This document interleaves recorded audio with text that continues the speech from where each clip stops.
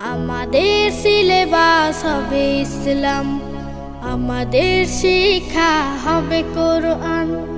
আমাদের সিলেবাস হবে ইসলাম, আমাদের শিক্ষা হবে কোরআন। জাগতিক শিক্ষায় দীক্ষা নিলেও, জাগতিক শিক্ষায় দীক্ষা নিলেও এই বুকে থাকবে অটুট ঈমান।